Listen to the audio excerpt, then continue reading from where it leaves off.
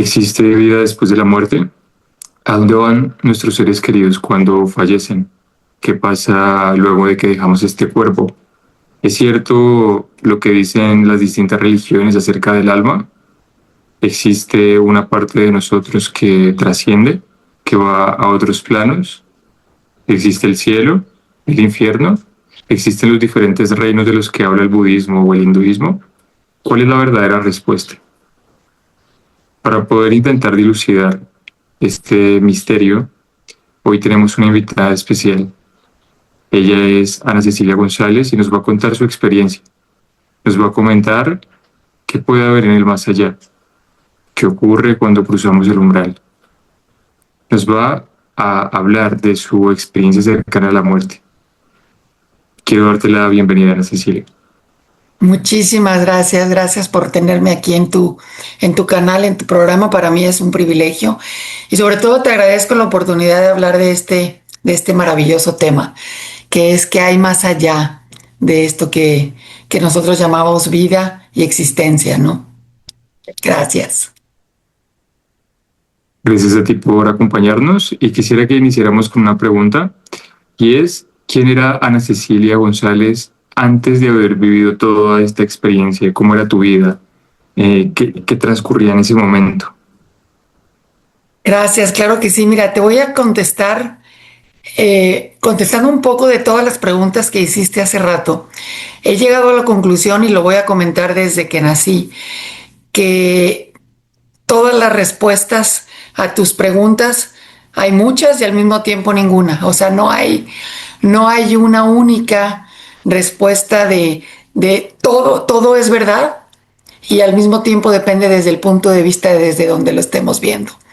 La experiencia que yo he tenido es que desde que nací con una complejidad, con una cardiopatía muy compleja, en donde la esperanza de vida era prácticamente nula. No había tecnología, ni ciencia, ni nada que me pudieran ofrecer. Y para aquellos que me escuchen, que sepan, que conozcan nuestro sistema y sobre todo médicos, tengo transposición de los grandes vasos, un solo ventrículo y estenosis pulmonar. Así nací y de alguna manera mis padres les dijeron que esta cardiopatía no era compatible con la vida. Entonces, al saber esto y mi cuerpecito, así prácticamente morada por la falta de oxígeno, a mis padres les dijeron no creemos que viva más de 8 o 9 años. ¿Por qué? Porque el corazón se va a cansar de estar bombeando. Imagínense que todo el tiempo tengo sangre roja y sangre azul revueltas porque se unen en ese ventrículo y todo el tiempo circulando sangre oxigenada con la sangre no oxigenada. Entonces, bueno, imagínense qué hace una mamá y un papá cuando te entregan un bebecito, una niña. Ellos ya tenían una hija mayor y les dicen, pues, cuídenla y esperemos que la ciencia nos alcance para que haya algo para ella. Entonces, sabes que yo me di cuenta, y hoy lo digo con toda certeza, que muchísimas veces la comunicación entre padres e hijos no tiene que ser verbal, no es muchas, siempre, no tiene que ser verbal. Muchas veces los hijos entendemos mucho más con todo lo que no se dice. Y desde muy pequeña yo me daba cuenta que algo pasaba, porque empecé a crecer, obviamente batallaba para todo, caminaba una cuadra y yo ya estaba agotada, todo lo que era jugar, comer, reír, todas esas limitaciones las veía constantemente. Pero ¿sabes qué, Sergio? Aprendí a vivir con lo que tenía. Entonces esto es como cuando no sabes que no ves bien hasta que te ponen anteojos. Ay, ahora sí veo bien, pero no sabía que no veía bien. Entonces para mí esa era la norma, esa era lo normal, eso era lo natural. Y cuando aprendes a abrazar lo que tienes, empiezas a dejar de ver en todo un problema y más bien, digo, sin darme cuenta, gracias a la oportunidad de mis padres, de que nunca me frenaron la capacidad de soñar, yo veía en todo una oportunidad. Entonces, muy, muy chiquita, me la pasé en hospitales, me la pasaba cualquier enfermedad de una gripa, un catarro, se me complicaba. Entonces, lo mío eran constantes visitas al hospital. Y fíjate que en ese trayecto, cada vez que yo me enfermaba muy grave, yo siempre veía algo que yo creía que era como un fantasma. Y yo veía una imagen, una sombra, y yo me asustaba. Yo creía que era un fantasma que a lo mejor venía por mí. O sea, estás en una edad en la que no entiendes la vida y tampoco en aquel entonces no nos daban como hoy. Cuando un niño pregunta algo, hay que darle una explicación. ¿Por qué? Porque los niños, si no les das una explicación, se van a imaginar todo, menos lo que en realidad está pasando. Entonces, yo me imaginaba que era un fantasma que me acompañaba, pero siempre cuando estaba muy grave. Y entonces, en muchos de los momentos de mi vida, yo decía, bueno, ¿qué estoy haciendo mal? Y estamos hablando de cuando tenía 7 años, 6, 7 años. Y yo decía, es que, ¿qué hice mal? ¿Por qué me tienen que traer tanto al médico? ¿Y por qué no llevan a mis hermanos? ¿Por qué nada más yo? ¿Por qué? ¿Qué hice? Yo pensaba que estaban castigándome, que me había portado mal. O sea, como no te explican. Y yo preguntaba, pero no es nada, tú tranquila. Y llegó un momento en este espíritu de rebeldía que yo tenía de lograr todo lo que me decían que no. Le dije a mi papá, a mi mamá también, estaban juntos, les dije, ¿sabe qué? Ya basta, ya no más. Yo ya no quiero venir al médico. ¿Por qué tengo que venir yo y mis hermanos no?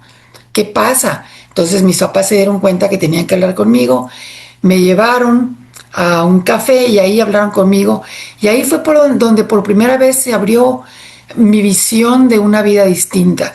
Y mi papá me dice, fíjate que tienes un problema de corazón muy serio, no sabemos cuánto tiempo vas a estar bien, tienes que hacerle caso a tu mamá y a los doctores. Y ahí en ese momento yo entendí que me iba a morir. Es lo que te digo, los papás a veces decimos mucho más con lo que no decimos. Y en esta pequeña conciencia de una niña de 7, casi 8 años, dije yo, a ver, empecé a llorar, entendía, estaba triste y luego mi papá me dio para mí lo que fue la clave de la diferencia en mi vida, porque hoy en día te comento que probablemente soy uno de los únicos pacientes vivos a mi edad con este tipo de cardiopatía. Normalmente todos fallecieron antes de tener la oportunidad de una cirugía en aquel entonces. Hoy en día ya los operan mucho más pequeños porque ya hay una tecnología. Mi primera cirugía fue hasta los 24 años. Nadie había sobrevivido. Pero ¿qué fue lo que pasó en esos años? Es parte de lo que yo cuento en mi historia, en el libro que escribí, que se llama Cuando vivir no es para siempre. ¿Por qué le puse ese título? Porque en ese momento, cuando mi papá me dice esta frase que te voy a comentar ahora, dije, ok, ¿qué haces cuando no vas a vivir para siempre? Pero a lo mejor, porque papá me dijo, mira, ese es el diagnóstico y ese es el pronóstico. Pero ¿qué pasa si Dios tiene otro plan? Y yo dije, ¿qué pasa si? Quiere decir que a lo mejor todo puede ser distinto a lo que la ciencia, la tecnología, a todo lo que me están diciendo. Y yo me aferré a esa frase. ¿Qué pasa si Dios tiene otro plan? Y mi vida, Sergio, fue una vida desde muy pequeña, bueno, creada en un ambiente católico, pero sin ser nunca apegada a la religión, sin embargo, sumamente espiritual, o sea, creyendo que había algo más que a mí me daba la fuerza para seguir. Entonces, con esa pequeña frase, yo dice, bueno, ¿qué hago yo si yo sé que la vida no es para siempre? Tengo dos opciones y en la vida siempre tenemos dos opciones. Una es la autolamentación y ser la víctima, pobre de mí, mira lo que me tocó, porque yo y no mis hermanos. Pero gracias a Dios, y esto me lo dijeron mis padres, nunca caí en la autocomiseración, sino más bien en cómo le hago para vivir una vida plena. Y tomé la segunda opción, inconsciente, no creas, tú ahorita te lo platico como si fuera algo muy natural. No, esto fue yo creo que un aprendizaje muy intuitivo, en donde aprendí desde muy pequeña a escuchar mi voz interior, aprendí a entender esta voz y te voy a comentar varias cosas antes de llegar al momento clave que para mí fue mi experiencia cercana a la muerte. Desde muy pequeña yo me daba cuenta que me faltaba el oxígeno, entonces, pero yo quería salir a jugar, yo quería seguir haciendo actividades, o sea, todo lo que hace un niño. Entonces, cuando estaba muy cansada, que a veces era una cuadra, rápidamente me agotaba, mi cuerpo se me iba, inmediatamente se me transformaba muy morado, muy azul por la falta de oxígeno. Yo llegué a pensar cuando tenía 5 años que yo era hija de Godzilla. Cuando mis papás no me habían dicho que tenía, Godzilla en aquel entonces era un dinosaurio negro. Y yo decía, es que yo me pongo toda oscura. Entonces yo creo que mis papás no me han dicho la verdad. Yo creo que soy adoptada. Imagínate todo lo que un niño piensa cuando no le das razones. Cuando un niño pregunta, les digo en serio, denle una respuesta a su nivel, porque los niños saben mucho más de lo que imaginamos. Ellos conocen que algo está pasando. Mejor darle claridad y ayúdalo a hacerse responsable. Y a mí eso fue lo que me ayudó, que empecé a entender que si yo no me cuidaba, pues iba a terminar desmayada o muy cansada, y eso a mí me ayudó muchísimo. Entonces cuando me cansaba y me ponía así, ¿sabes qué hacía? Me iba a mi recámara, me acostaba, y ahí son técnicas que hoy en día les llaman meditación, escucha tu cuerpo, todas estas cosas modernas que hoy utilizan.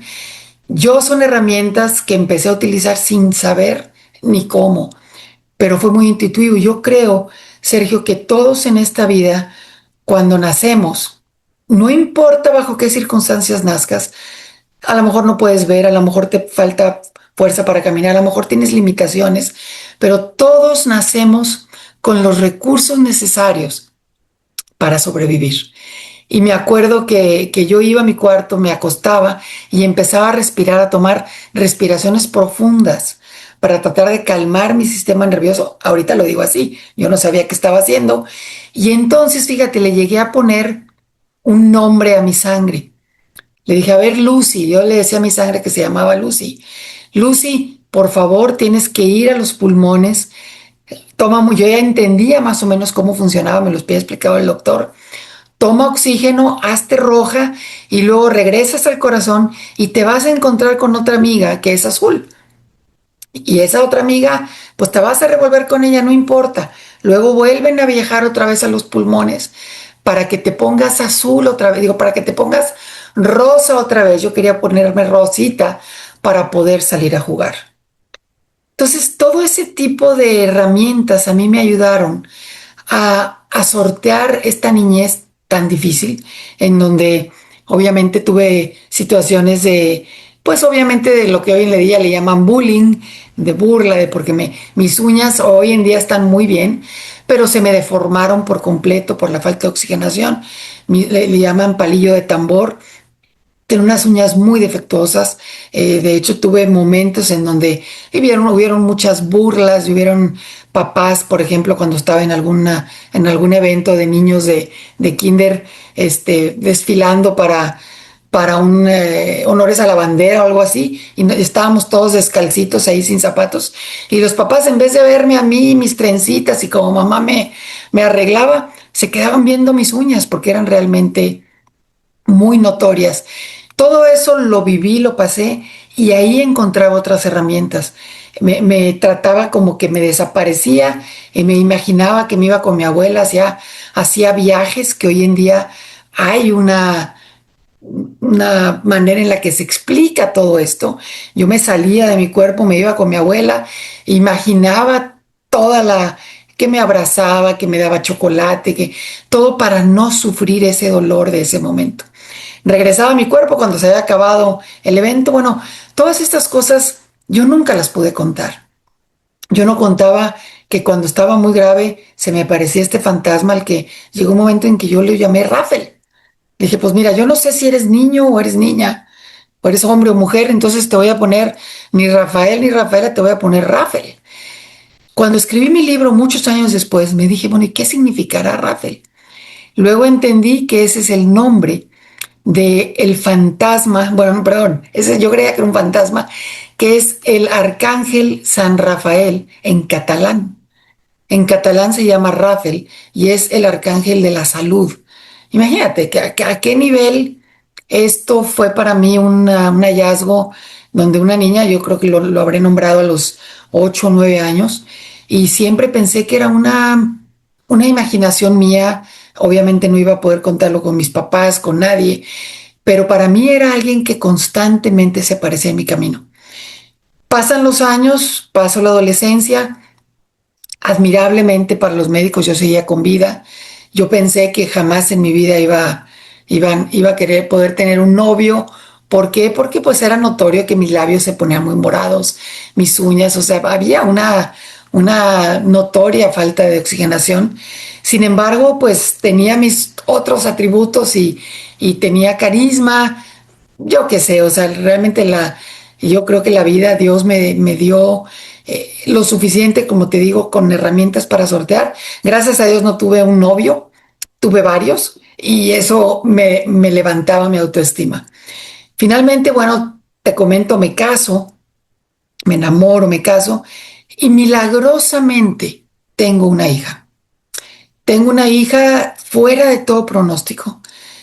Obviamente me embarazo, estábamos cuidándonos y todo porque era muy riesgoso, pero pues ya saben que todo puede ocurrir mientras que haya, como dicen por ahí, mientras que haya marido y matriz, todo es posible.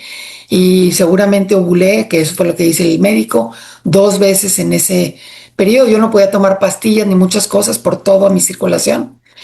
Me embarazo y fue un embarazo cuidadísimo, mucho, mucho, muy delicado, pero un embarazo completo que llegó a los 8 meses y medio.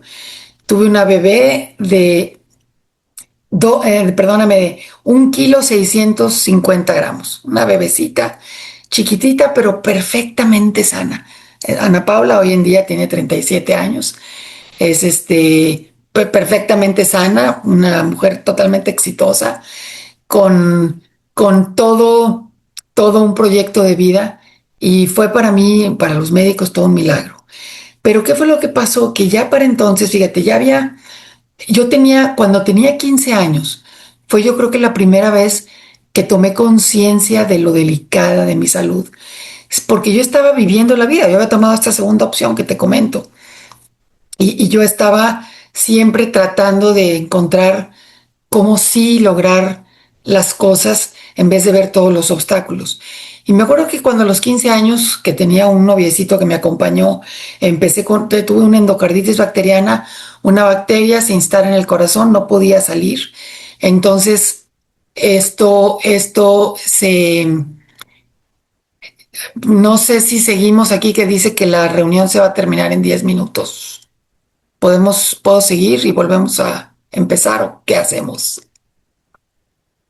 Bueno, voy a seguir y volvemos a empezar. Tú me dirás.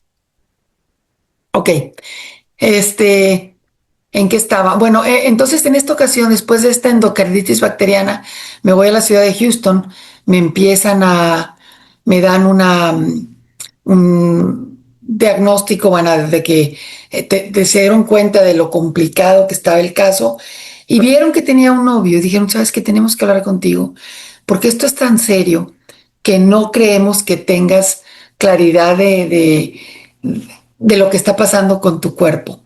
Y yo ya tenía para entonces, te digo, 15 años. Para Estados Unidos, pues ya era mayor, ya tenía edad para recibir todos las noticias sobre mí para cuidarme y ser responsable. Para esa edad, obviamente, a mí todo lo había hecho con mis papás. Y cuando llega la doctora me dice, a ver, Ana Cecilia, queremos que entiendas que tienes un problema muy serio. No sabemos cómo has llegado aquí también, pero obviamente, por favor, nunca pienses en tener relaciones sexuales, en embarazarte y mucho menos vas a poder dar a luz un hijo. O sea, no te cases, casi creo que no era una sentencia de muerte para mí. Entonces, al escuchar yo eso, yo decía, bueno, espérame, pero ¿qué hago con todo lo que yo ya visualicé? Todo lo que ya tengo aquí en mi mente, todo lo que yo ya imaginé, esta es una sentencia de muerte. No puedo aceptarla. Pero obviamente yo no le decía nada. Me dice, bueno, ¿tienes alguna pregunta?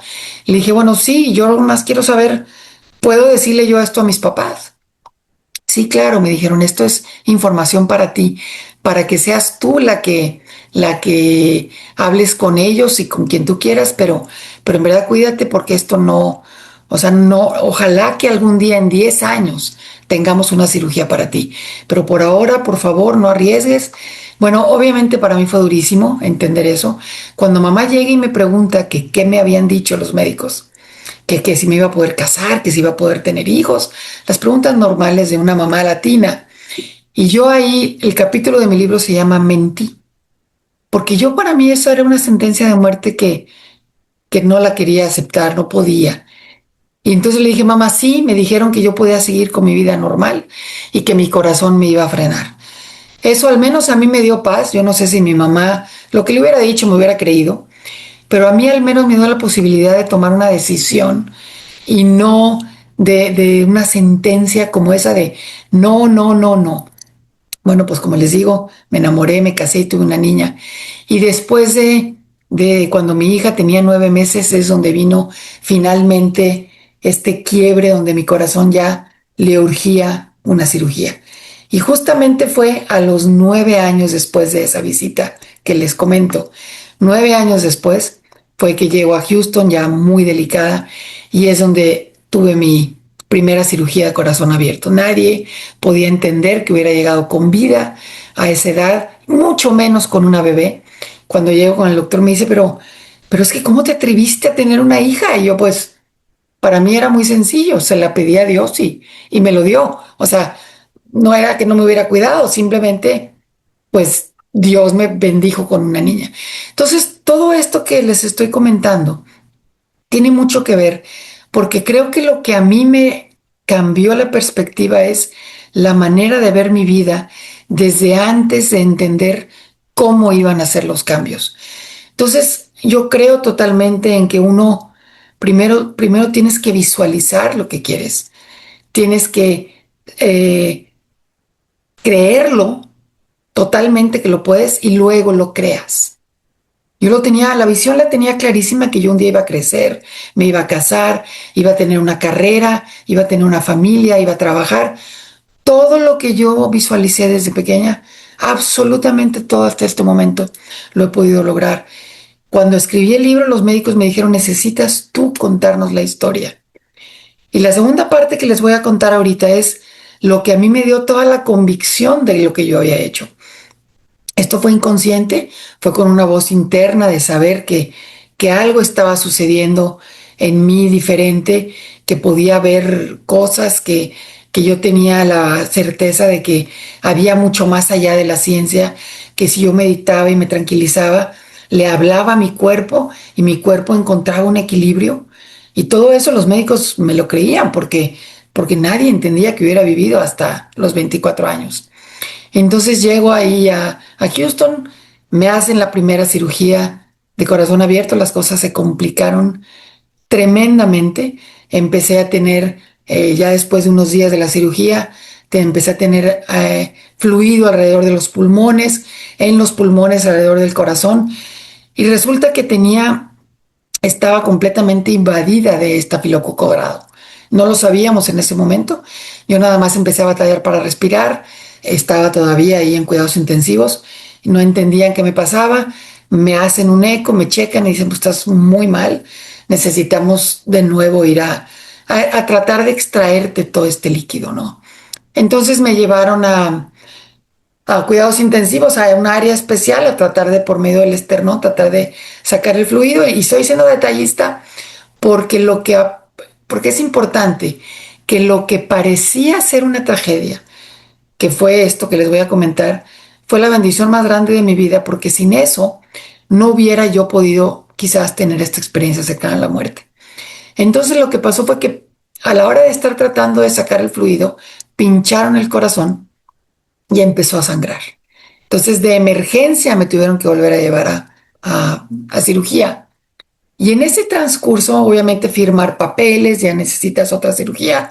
Mandaron llamar a mis papás, mandaron llamar a a mi esposo, a todo, y no sabes ni qué firmas porque era una urgencia. Pero bueno, en ese camino, que probablemente han de haber sido 2 o 3 minutos, para mí fue eterno. Ahí, una vez más, se me apareció este fantasma al que yo le llamaba Rafael. Y le dije, hey, hace mucho que no te veía, o sea, todo con la mente, todo era mental. Y le dije, oye, yo creo que ya me voy a morir, ¿verdad? Yo lo entendí. Dije, es que esto ya es mucho. Obviamente me dolía todo lo que estaba pasando, físicamente me dolía. Y en ese momento yo me entregué y dije, a ver, si este es el momento, yo ya estoy lista. Y hice una pequeña oración. En ese transcurso fueron segundos quizás, pero para mí el tiempo se detuvo totalmente. Y dije, Dios mío, si este es mi tiempo, lo único que te pido es cuida a mi hija, cuida a mis papás, te pido por ellos, te pido por mi esposo, que mi hija esté bien y discúlpame, perdóname si algo hice mal, pero bueno, ya estoy lista. Pero al ver a Rafael ahí, le decía yo, oye, ¿no podrás tú decirle a Dios que si me deja la oportunidad de quedarme así, tal como se los estoy diciendo, yo le prometo regresarle a una hija maravillosa, que me dé la oportunidad de volver de educarla, que me dé la oportunidad de verla crecer, que me dé ese regalo y yo le prometo regresarle a una hija hermosa? Y seguían avanzando. Todo esto en de un milisegundos.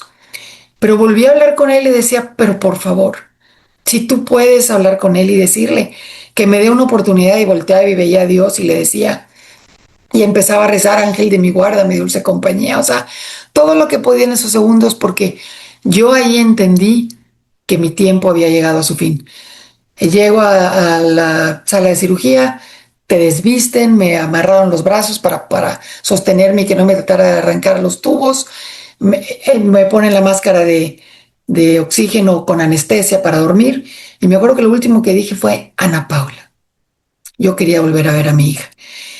Y ahí pasan, bueno, el tiempo me drenaron todo, se dieron cuenta que estaba totalmente infestada de estafilococo, que estaba al borde de la muerte, que estaba en una situación crítica de infección severa. Y bueno, hablaron con mis papás, con mi esposo, les dijeron, mira, tenemos muy pocas posibilidades de que sobreviva, la vamos a dejar en cuidados intensivos y vamos a iniciar algo de antibiótico, lo que podamos. Entonces yo empecé a escuchar, me di cuenta que había sobrevivido, empecé a escuchar voces de las enfermeras, y aquí les digo a los médicos, tengan mucho cuidado cuando hablan delante de un paciente y ustedes creen que está profundamente dormido o que creen que ya despertó, porque yo empecé a escucharlas a ellas que decían, y pobrecita, tiene una bebita de 9 meses y nunca la va a poder volver a ver. Entonces, una vez que salí de ese momento en donde las enfermeras empezaron a decirme, es que no va a poder volver a ver a su hija, y todo eso yo lo estaba escuchando. Para mí era clarísimo que algo estaba pasando. Sin embargo, decía, bueno, quiere decir que estoy viva, estoy aquí todavía. Me llevan a cuidados intensivos y me acuerdo que yo trataba de entender y de mover los dedos y decir, aquí estoy, no hablen así de mí, yo estoy escuchándolo todo. Entonces fue muy especial para mí darme cuenta, y entonces me doy cuenta que estaba ya en la sala de cirugía, digo, en la sala de cuidados intensivos. Debía tener yo ahí en ese momento 2 enfermeras conmigo. ¿Por qué? Porque estaba tan delicada. Todo esto yo no sabía lo serio que estaba. Yo nada más me tenían amarrada de los 2 brazos porque estaba intubada para que no te saques el tubo cuando te desesperes o algo. Estos son procesos naturales. Entonces, yo veía que estaba una enfermera y otra, y yo nada más las veía que iban y venían, pero yo no entendía qué estaba pasando. Y en ese momento me acuerdo que una de ellas dijo, ahorita vengo, voy a ver, le dijo a la otra, voy a ver a mi novio al hospital. Digo, perdón, voy a ver a mi novio a McDonald's, que está aquí abajo. Y yo, espérame, o sea, ahí en el McDonald's del hospital, ella se iba a bajar y yo, ok, o sea, yo nada más escuchaba. Y la otra le dijo, sí, ve, tranquila, ahorita está ella bien. Y ella estaba por ahí rondando y todo el tiempo debían estar conmigo por lo serio. Pero en eso ella también me dice, ahorita vengo, voy a tomar una poquita de agua, pero estamos hablando de que fue a 10 pasos o menos de mí. Pero vuelvo a lo mismo. Cosas que parecieran ser una tragedia, termina siendo la bendición más grande. Porque gracias a ese espacio de distracción de ellas, y digo gracias porque, bueno, así fue como ocurrió. Yo no creo que sea un error ni casualidad.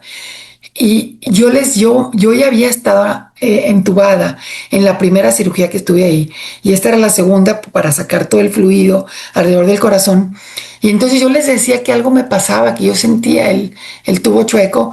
No me hacían caso, me dicen, sí, es que estás aquí en el hospital, pero tienes que tener el tubo, no te preocupes, porque yo podía tragar y no deberías de poder tragar con un tubo. Entonces yo lo sentía y sentía que me dolía. El caso es que el tubo estaba mal. Pasan estos 2 eventos de las enfermeras y en eso una flema se atora en el tubo. Una flema se atora, estaba con respirador, me estaban poniendo respiración en la parte de respiración, intubada para ello, y obviamente todo dependía de máquinas y aparatos. Y en el momento en el que deja de entrar aire, empieza la máquina a sonar. Imagínese una ambulancia adentro del cuarto.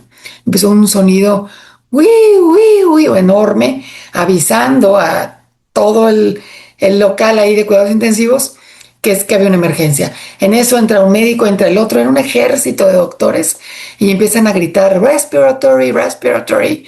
O sea, tenemos un problema y se dieron cuenta. Yo en ese trato yo de zafarme de los tubos, tratando de quitarme el tubo para poder respirar, estaba pataleando, desesperada, tratando de respirar porque esa flema, como el tubo estaba chueco, frenó la oxigenación y me estaba ahogando. Bueno, entré en paro respiratorio, inmediatamente después paro cardíaco y me fui. Y ahí es donde inicia esta historia que me marcó el cambio total de mi vida. Imagínense que yo me desprendo de mi cuerpo, estoy en la cama y veo perfectamente cómo me desprendo y logro ver ahí en mi cuerpo y a todos los doctores alrededor.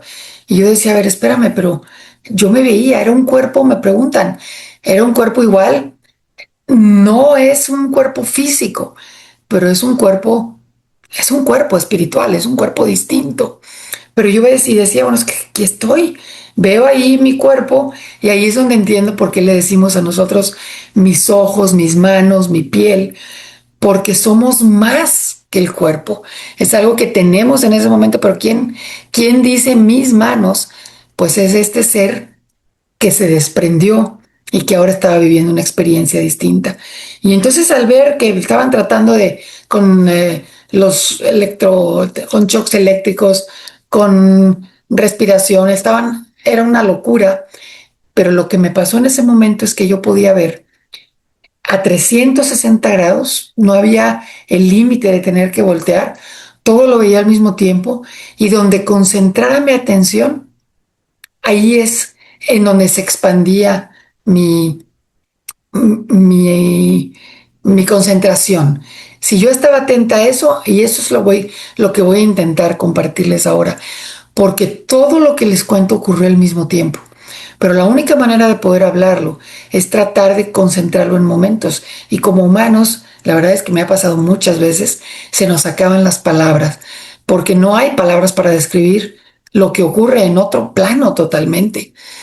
Y entonces, ahí cuando estaba yo ahí en esa experiencia, yo me veía como en bata de hospital, yo nada más estaba flotando, no sabía qué tipo de cuerpo era, pero sabía que yo podía perfectamente concentrarme y veía mi cuerpo, pero al mismo tiempo veía a mis papás en la sala de cuidados intensivos, digo, en sala de espera, de ahí de cuidados intensivos, rezando un rosario. Y veía a mi hermana en su oficina porque ya estaba trabajando.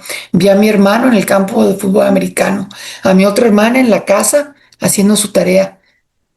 Todo eso ocurriendo al mismo tiempo. Y entonces yo decía, bueno, lo puedo ver, sé que están ahí y empiezo a flotar. Hay mucha gente que le llama túnel. Para mí fue como una especie de árbol. Yo me sentía rodeada como de un cilindro.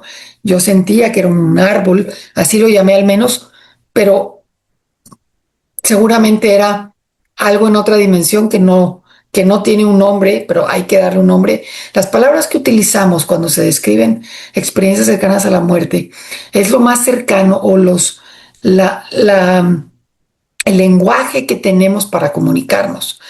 Pero hay lenguaje que no tenemos y tratamos de describirlo como lo imaginamos. Esto es con lo que yo me he encontrado a lo largo de muchas veces que he manifestado y que he compartido esta historia, porque yo sentía que flotaba dentro de este cilindro, de este árbol, de este tronco, y veía una capa de ramas enorme con puros animalitos pequeños, pajaritos, ardillitas, conejitos, y toda una naturaleza, pero las ramas se extendían, no había límite de extremo a extremo. Y era un placer y una sensación de bienestar, de plenitud es la palabra correcta, una total satisfacción. Ahí está. Y Y en ese momento, bueno, yo seguí flotando y veo otra capa de ramas a otro nivel, pero de animales más grandes, un poco más arriba. Y yo creo que son diferentes niveles de conciencia, porque está muy extraño esto de las capas, los momentos, pero eran animales más grandes, eran elefantes, leones, jirafas. Vi a una pantera negra que la vi perfectamente a los ojos y yo sentía que la podía acariciar. Y ahí es donde yo entendí que todos éramos parte de una creación y me sentí unida a todos ellos como en una unidad. O sea, no me sentía separado de todo eso que estaba vivo y había los árboles, el agua, todo lo veía ahí con una belleza extraordinaria. Y en ese momento volví a concentrar mi atención, seguían concentrados en mi cuerpo, podía ver todo esto que les conté y en eso volteo a ver y veo a mi hija. ¿Se acuerdan que era lo último que yo quería antes de mi experiencia? Dios mío, permíteme volver a ver a Ana Paula. Yo lo último que quería, lo único que quería era volver a ver a mi hija, porque ya tenía semanas sin verla. Ya tenía, desde que me fui a Houston a operar, ya habían sido por lo menos 3 o 4 semanas. Estuve un total de 2 meses en el hospital en cuidados intensivos. Y en ese momento la veo y yo no tenía manera de saber que ella estaba en casa de una tía y la vi ahí en su cuna jugando. Vi perfectamente en qué espacio de la casa estaba. Y ella estaba recostada en su cuna con unos jueguitos. Tenía en ese momento ya 10 meses jugando con sus juegos. Entonces, toda esa información yo la traía conmigo, pero nadie me lo había dado, que ella la habían llevado a casa de mi tía. Y ahí yo lo único que hice fue agradecer. Y saben, lo que entendí es que ahí comprendí lo que es el desapego. Porque yo había pedido volver a ver a mi hija, pero no necesitaba tenerla para saber que ella iba a estar bien. Y entonces al entender ese concepto de desapego, yo lo único que dije fue, gracias, ya la vi. Y saben que entendí que ella iba a estar bien, que me encantó, ya la había vuelto a ver y yo me sentía más que satisfecha. O sea, es otra manera de ver la vida sin sin estos apegos que tenemos a las cosas, a las personas, a las situaciones, a que las cosas tienen que ser como yo las quería. No, yo pedí verla, la vi y me di por satisfecha. Muy, muy curioso, porque yo no entendía tampoco que me estaba muriendo. Yo simplemente estaba viviendo una experiencia maravillosa. Seguía flotando y veo una capa de personas, de niños, era pura niñez. Ahí fue donde vi yo a Ana Paula, pero la vi en otra dimensión, en la cuna, como con mi tía, pero aquí era como otra capa de pura niñez. Por eso les digo que yo creo que son diferentes niveles de conciencia, porque era toda la etapa de niños, vi lagos, fuentes, cascadas, sonrisas, risas, armonía, una música preciosa. Es muy detallado todo esto como lo viví. Sigo elevándome y veo una capa de gente adulta entre los 40 y los 60 años, 30 a lo mejor, en donde toda una etapa de madurez, pero antes de la vejez. Y veía como grupos de personas como si se reunieran, como si estuvieran, yo no sé, como en una escuela, con alguien guiándolos, otros estaban sentados, había mucha gente. Y miren, yo no tenía en ese momento nadie cercano que hubiera fallecido. Tenía a mis abuelos, a mis papás, a todos mis tíos. Entonces, sin embargo, cuando llegué ahí, era como si todos me hubieran estado dando la bienvenida. Y empecé a sentir un amor que nunca había sentido. Y todos me sonreían como bienvenida, bienvenida a casa. Así me sentía, que estaba regresando a un lugar en donde yo ya había estado, pero no terminaba de comprender.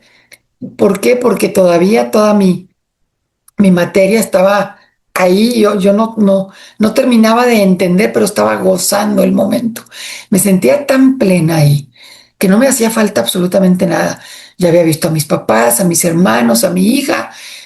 Yo me sentía completa, es la verdad, me sentía completa. Sigo elevándome y veo a otra capa de ramas enorme que se extendía de lado a lado y veo toda la vejez. Pero nadie, curiosamente, para mí nadie tenía muletas, no usaban silla de ruedas, o sea, más bien eran almas viejas, eran adultos, era una madurez espiritual y no sé, de sabiduría.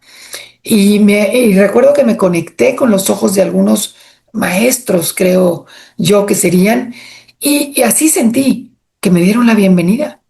Bienvenida, aquí estás en casa. Y yo me sentía que hubiera regresado a un lugar en donde siempre había estado. No me sentía ajena, me sentía totalmente familiarizada y sobre todo llena de un amor totalmente incondicional. Yo no vi juicios, no me sentía que estaba siendo cuestionada, juzgada, nada, simplemente estaba revisando todo lo que había sido mi vida, probablemente desde la niñez. Para mí era un estar empezando a llegar todos los momentos para estar completamente en paz. Sigo elevándome y en eso veo un círculo amarillo tenue y simplemente volteaba, que era súper atractivo para mí. Y me leo, yo lo que quería era entrar ahí, no sabía qué era, pero estaba gozando el momento. Entro y el momento en el que entro en ese espacio es como, imagínense que están ustedes frente o están dentro de un lugar en donde cuando abren las puertas afuera hay un huracán o un viento enorme, no, algo así sumamente complejo, grande. Abro las puertas y es como si de pronto entrara un ventarrón y nada más siento donde todo eso, que era una luz, me entré como una luz que me invadió por completo, me cegó, no veía nada, pero me sentí que fue, yo lo llamo un abrazo espiritual, o sea, fue un abrazo de amor porque me sentí completamente envuelta. Y no creo que jamás en mi vida hubiera sentido yo un amor más incondicional que el que sentí ahí. Fue un abrazo de amor, de, de total entrega, de ningún juicio, de bienvenida, de total y absoluta plenitud. Sobre todo un abrazo pleno de amor. Entonces, como les digo, no veía nada, pero solamente sentí una mano, todavía hasta siento la vibración en mi cuerpo, una mano y una voz que todavía la tengo muy presente en mi subconsciente que me decía, y una voz que me decía, quédate tranquila y vete en paz. O sea, no es tu tiempo y haz todo lo que te he pedido. Y en ese momento empiezo a regresar por todas estas capas. Imagínense regresar por la vejez, los adultos, los niños, los animales, todo. Y siento perfectamente donde regreso a mi cuerpo. Y vuelvo a sentir el dolor, lo que estaba pasando por ahí. Y escucho esto que vemos en las películas, es cierto. Escucho el pip, pip, pip, pip. O sea, todo eso es verdad. Y escucho a los doctores gritando, she's back. O sea, la recuperamos, la tenemos. Pero era tanto el oxígeno que me había faltado que yo sentía que mi cuerpo daba vueltas y vueltas y vueltas. Pero lo peor del caso es esto, ¿qué creen que fue lo primero que yo sentí cuando sentí ese dolor y esas voces y esos ruidos? Yo estaba enojadísima. Para empezar, yo no entendía que me estaba muriendo, pero estaba tan enojada, tan molesta, porque yo en mi interior yo sentía doctores egoístas que no entienden que por fin me pude dormir y ellos me quieren despertar. Yo pensaba que ellos querían despertarme. Yo no me quería quedar ahí, yo quería volverme a dormir. Me estaba muriendo. Bueno, volví a entrar en paro, volví a entrar en paro cardíaco, en paro respiratorio. Bueno, fue, según me cuentan, porque todo esto lo averigüé tal cual, me fui al hospital, un muy buen amigo me ayudó a investigar todo esto. Estuve cerca de una hora en este proceso de resucitación en donde lograron finalmente estabilizarme. Pero yo obviamente no me quería quedar. Yo me quería regresar y quería volver a ese momento. No estaba consciente de que me estaba muriendo. Yo lo único que sabía era que me sentía más viva que nunca y no quería dejar de vivir esa experiencia. Ya después de un rato entendí que, bueno, que me quedé, estaba ahí, empecé a a tratar de pensar dónde había estado, a tratar de entender, estaba todo muy confuso. Y me acuerdo que estuvo un médico, es una historia fascinante que un médico que después de 35 años me lo encontré, que era en ese momento, él era practicante o era, le llaman fellow, que era alguien que estaba ahí haciendo sus prácticas, toda la noche se la pasó conmigo, viendo que no volviera yo a entrar en paro, estuvieron conmigo horas y horas ahí tratando de estabilizarme. Pero imagínense, fueron muchos minutos sin oxígeno. Entonces los doctores salieron a avisar a mis familiares que había entrado en paro cardíaco, paro respiratorio, que había estado muy grave, que no sabían si tenía yo un daño cerebral por lo serio por lo prolongado de este proceso. Entonces que seguramente iba a tener secuelas que no garantizaban mi supervivencia. O sea, fue todo un momento muy triste de avisarles que realmente Ana Cecilia estaba al borde de la muerte. Pero en la mañana que me despiertan, o sea, yo estaba ellos tratando de ver qué tanto daño había porque estaba entubada, tenía que seguir respirando con el respirador. Me acuerdo que se vinieron todos mis hermanos, mis papás, todo el mundo alrededor de mi cama y el doctor, yo seguía amarrada, entonces me preguntan, ya estaba despierta, con los ojos abiertos, entubada, sin poder hablar. Yo cada rato preguntaba que qué había pasado, que dónde estaba, pero nadie me contestaba nada. Me decían, estás en el hospital, estás bien, ya tuviste una crisis, pero ya estás bien. No, ¿a dónde fui? Les preguntaba, porque me dieron una libretita para que escribiera y con eso ellos veían qué tan bien o mal estaba de mi cerebro. Fue mucho tiempo el que no tuve oxígeno. Entonces trataban de ver qué tan dañado estaba. Y les hacía preguntas, pero pues no me contestaban. Obviamente no sabían lo que yo había vivido. Y ahí cuando estaba con los doctores y con todos mis familiares, me pregunta el doctor, ¿y cómo estás? ¿Cómo te sientes? Y yo nada más les hice así, muy bien, pues me sentía muy fuerte. Y ahí fue donde dije, no, yo creo que sí está con un daño, porque pues no es posible que esté aquí y ella esté diciendo que se siente como Hulk. Yo era lo que quería decir, ¿no? Y bueno, pues como pueden ver, no quedé tan mal, pero para ese momento a ellos realmente les costó mucho terminar de entender, no nada más que no había daño cerebral, sino que me iba a poder recuperar totalmente. Entonces fue todavía después de ahí como 3 semanas en cuidados intensivos. Fue un proceso larguísimo de recuperación. ¿Por qué? Porque mi cuerpo estaba sumamente débil. Todos pensaban que yo me iba a morir, pero yo más que nunca sabía que iba a vivir. Y para poder comunicar donde yo había estado, qué había vivido, no era fácil. Ya después de que me desentubaron, quedé muy dañada de mis cuerdas vocales, me podía comunicar muy poco, trataba de explicar lo que había vivido, pero no es fácil comunicar a tu familia y decirles, yo estuve en otra parte, yo viví una experiencia, y aparte, en aquel entonces, pues no se hablaba de experiencias cercanas a la muerte, no era algo como hoy en día, es muy común hablar de esos temas. Y fue para mí un cambio radical de entender, yo estuve en otro lado. Pero lo más maravilloso de esto fue cuando aún en cuidados intensivos, llegó un momento en el que, como les comento, yo tenía una niña a la que yo lo que quería era verla, me estaba recuperando, pero seguía muy complicado todo. Llegó un momento en que ya estaba cansada, tenía tubos por todas partes, drenes por todas las venas, estaba entubada, parecía la mujer biónica. Y llegó un momento en el que dije, ¿sabes qué? Ya basta, ya estoy cansada. Así como cuando le dije a mi papá, papá, ya no más. Y me dio una explicación, yo le decía a Dios, ya, Dios mío, sácame de aquí, o sea, ya no, quiero salir de aquí, esto me duele mucho, es muy pesado. Y porque yo estaba devolviendo, no sabían qué me pasaba, estaba todo muy complicado. Seguramente me estaban sobremedicando. Y les recuerdo que esta cirugía fue en un hospital de niños, porque yo era un adulto con un problema de corazón de niño. Entonces no había muchos hospitales de adultos que manejaran cardiopatías como la que yo tenía, porque no había experiencia suficiente, porque muy pocos adultos habían llegado a mi edad. Entonces me operaron en el Texas Children's Hospital, en un hospital de niños, y ahí fue donde al estar yo devolviendo y todo, no tenían experiencia en adultos, dijeron, a lo mejor está embarazada esta mujer, por eso está así. Vienen y me preguntan, oye, ¿qué posibilidad hay de que puedas estar embarazada? No, no, no, olvídense. Yo pensé, dije, pues ¿a qué horas estoy aquí?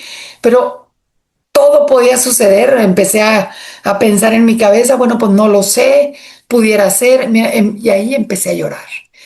Y a llorar con tal llanto que las doctoras, las enfermeras se fueron a avisarle al médico. Tenía yo ahí a mi hermana. Y en ese momento tuve una experiencia maravillosa. Vi perfectamente como un ángel. Oh, yo pienso que era un ángel, pero era un ser de luz del lado derecho, del otro, del lado izquierdo otro, y empezaron por uno por arriba a lavarme y a limpiarme como si estuvieran limpiando todo el cuerpo, porque acuérdense que mi oración era, Dios mío, ya no más. No puede ser que además embarazada, imagínate, este bebé cómo va a estar después de 2 cirugías. Yo estaba agonizando de pena, de tristeza. Y empiezo a ver eso y entonces me volteaba yo a ver para un lado y volteaba a ver para el otro y mi hermana que estaba ahí me veía y ella no entendía qué me estaba pasando, pero sabía que algo estaba sucediendo porque yo estaba reaccionando extraña, tratando de entender qué me estaba sucediendo. Bueno, después de eso, yo los vi perfectamente. Me quedé dormida por cerca de 8 horas. En la mañana mi hermana se fue y en la mañana siguiente se aparece, recibo una llamada, todavía en cuidados intensivos y me dice alguien, ¿sabes qué? Es una señorita que se llama Marta que quiere hablar contigo. Dice que le urge platicar contigo. Era en aquella época donde el teléfono te lo traen hasta acá con cuerda, con cordón, no había celulares como ahora. Y me dice, oye, quiero nada más comentarte, no te acuerdas tú de mí, pero yo te conocí hace muchos años, sé que te están operando, quiero decirte que anoche te soñé. Y yo soñé que venían 2 ángeles y te sanaban. Y yo, es que yo eso lo viví ayer. Y dice, te sanaban y yo sé que vas a estar bien.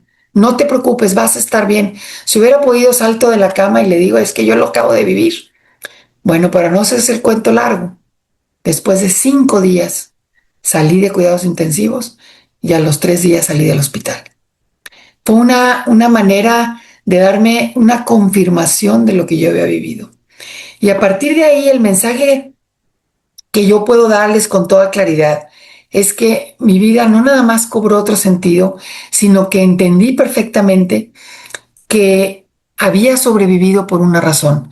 Y ahí en cuidados intensivos empecé a escribir mi libro al borde, bueno, empecé a escribirlo desde antes de salir, estaba todavía en cuidados intensivos, al borde de la muerte, porque yo decía, si mi hija no me conoce, si yo no escribo un libro, ella no va a saber quién soy. ¿Y saben qué fue lo que hice? Empezar a contar todas las bendiciones que yo había tenido hasta los 24 años. ¿Por qué valía la pena haber vivido a pesar de lo difícil de una situación? Pero yo quería que mi hija se quedara con lo que sí vale la pena y no con el dolor y sufrimiento. Me preguntan, ¿tú le tienes miedo a la muerte?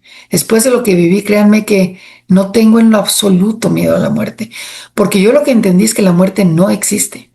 Yo nunca me morí, yo simplemente fui a otra dimensión, probablemente mi cuerpo se pudo haber quedado ahí y eso es lo que llamamos muerte.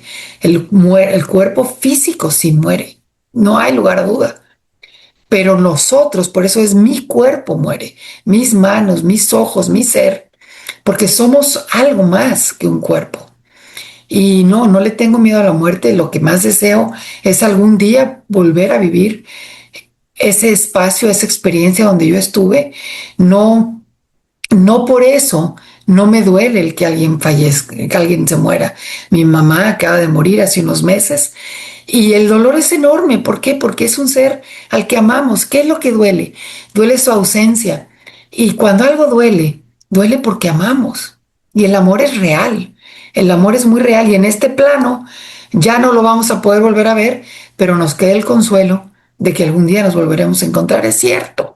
Todo esto que a veces la iglesia, los budistas, hay muchas, muchas frases que conocemos donde entendemos de que la muerte no existe, estamos aquí de paso, es una experiencia, somos seres espirituales viviendo una experiencia humana, yo lo creo, pero no hay nada que a mí me indique que no vamos a volver que no voy a volver a vivir esa experiencia en ese lugar. Este fantasma, este personaje del que yo tanto les hablaba, lo he seguido viendo, sí, en diferentes ocasiones. Cuando escribí mi libro entendí que era un ángel, que todo el tiempo me acompañó. Desde muy pequeñita yo lo veía y entendí que él estaba ahí en los momentos más difíciles. Y me acompañó y hoy en día digo, bueno, toda la manera de vivir mi vida es lo que me mantuvo con vida para llegar a este momento y vivir la vida que he vivido. ¿Qué es lo que está pasando? Que hoy por hoy soy parte del consejo directivo de una organización que se llama Empower My CH en Estados Unidos, que precisamente está estudiando casos como el mío, con personas como cardiopatías congénitas, que hemos logrado sobrevivir hasta ahora. Y yo, obviamente ellos hablan de ciencia, yo hablo de que hay mucho más allá de la ciencia. Yo sé que yo no estaría con vida si no hubiera creído que hay más allá de las circunstancias. Una cosa es lo que veo y otra cosa es lo que veo físicamente y otra cosa es lo que creo. Que dices, bueno, pero ¿por qué se me murió este ser si yo creía que iba a sanar? Porque también creo en esta convicción y lo que he aprendido en mi vida, que todos venimos a este plano con un plan, a este plano terrenal con un plan, con un proyecto de vida, con un plan. ¿Cuál es el proyecto de vida de cada uno? Aquello para lo que realmente sea para ti fácil hacer, lo que se te dé con más naturalidad. ¿Por qué creen que hay unos que dicen, yo quiero ser músico, yo quiero ser artista, yo quiero ser arquitecto, yo quiero ser... Porque eso es lo que se te da con esa naturalidad. El proyecto de vida no tiene que ser algo que trascienda para miles y miles de años. A veces es para hacer la diferencia a unas cuantas personas, a veces exclusivamente a tus hijos, a tu esposo, a tus familiares directos. Pero entendí que desde antes de venir a este plano, yo sí creo que tenemos un plan, que tenemos un proyecto y que venimos con las herramientas para sortearlo. Y por eso es que no creo en casualidades, por eso es que algunas personas se van aparentemente antes de tiempo. Pero a veces esa es la manera no de enseñarle a él algo, a veces es enseñarnos a los que nos quedamos. Y yo lo que entendí era que, bueno, si ya estaba aquí es porque tenía que, algo de lo que yo creo que fue haz todo lo que te he pedido, es justamente compartir que la vida vale la pena ser vivida, a pesar de cualquier circunstancia, que nada es casualidad y que sí, el dolor existe, pero necesitamos ser empáticos con aquel a quien está doliéndole y creer que podemos ser compañía. A veces no necesitamos muchas palabras, pero sí necesitamos acompañar a aquel que está pasando por un proceso difícil. Y yo es lo que aprendí. ¿Cuántas veces somos de esperanza para otros? O más bien somos el problema para otros. Después de, permítame, es que estoy aquí tratando de cubrir toda la información que traigo. ¿Qué cambio dentro de mí tuve después de esa experiencia? Probablemente el cambio más importante es creer y tener la convicción total de que nada de lo que nos ocurre es casualidad. Que, que nosotros somos creadores de nuestra vida. Y con esto me refiero a que las circunstancias yo no las puedo controlar. Yo no puedo crear las circunstancias, no las puedo controlar. Lo que puedo crear es, en esas circunstancias, puedo crear cómo reaccionar. Eso sí lo puedo hacer. Y algo de lo que he aprendido, y eso me ha dado mucha fuerza interior, es a que mi vida tiene sentido cuando sé que lo que estoy haciendo es para dar, para servir, para ayudar, y me hace sentir pleno. Me di cuenta que recibo mucho más dando que recibiendo. Me di cuenta que la verdadera satisfacción no está en el tener, sino en el ser. Ser la mejor versión de mí misma. ¿Eso significa que todo es perfecto en mi vida? Claro que no. Después de esta cirugía, tuve otra cirugía de corazón abierto. He tenido otras 3 ablaciones de corazón. He pasado ¿por qué? Porque vivo en un cuerpo físico y el cuerpo se desgasta y el cuerpo se cansa. Nadie dijo que el cuerpo iba a ser eterno. Lo que sí es eterno es nuestro ser interior. Y lo que sí es eterno y es totalmente bajo nuestra decisión es decidir cómo vamos a reaccionar, eso es totalmente nuestra decisión ante las circunstancias de este plano o de este terreno. Y yo creo que uno de los aprendizajes más grandes ha sido ese, el dejar de ser víctima de las circunstancias. A pesar de que nací con una situación muy compleja en mi vida, nunca por decisión, nunca he querido manifestarlo como ser víctima de lo que me sucede. ¿Por qué? Porque esta es mi realidad. ¿Qué voy a hacer con ella? Es mi decisión. ¿Saben qué pasa cuando alguien cae en el victimismo? Se te acaban todas las posibilidades de crear algo nuevo, porque ya te tienes que aferrar a ser víctima. Y yo, al decidir no ser víctima, creo que eso me ayudó, y eso es lo parte de lo que los doctores me piden compartir en mi libro, es que creo que eso me ayudó a decir, bueno, cuerpo, tranquilízate, sangre, empecé a hablar con mi sangre, con mis órganos, con mi cuerpo, con mis posibilidades, con mis sueños, y empecé con estas tres palabras. Primero lo visualicé, luego lo creí, que esa es la fe, y luego lo pude crear. Todo lo que ven creado lo hicimos los seres humanos, de alguna manera todo lo que hemos creado de nuestro mundo en el que vivimos. Las circunstancias no las puedo controlar, cómo reaccionar a ellas, como dice Viktor Frankl en su libro, El hombre en busca de sentido, sí las puedo controlar. ¿Qué es lo que vas a decidir hacer con tu vida? ¿Cómo manifestar lo mejor que hay en tu vida según tus capacidades? Es tu decisión. Y yo a lo que los invito, y con esto quiero cerrar, es a que aprendamos a tratar de vivir una vida plena. Y la manera de vivirla es encontrando nuestro propósito. Y el propósito se encuentra muy sencillo, en aquello que llena tu alma. ¿Qué es lo que te da realmente satisfacción?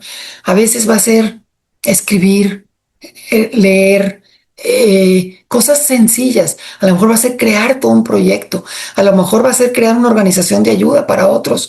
Aquello en donde digas, esto me hace plenamente feliz.